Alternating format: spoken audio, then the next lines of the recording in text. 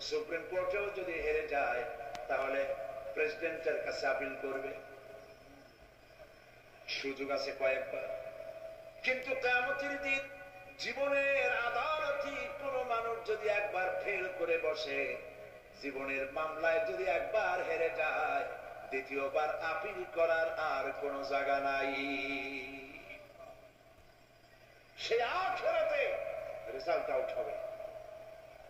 আমরা সব মরে যাব, আমরা সব কি হব? সব মরে যাব। আল্লাহ পাক আমাদেরকে উঠাবে না। মানুষকে কবরে রাখার সময় আমরা কি বলি? মিনহা খালাকনাকুম, জানেন না? পড়েন, মিনহা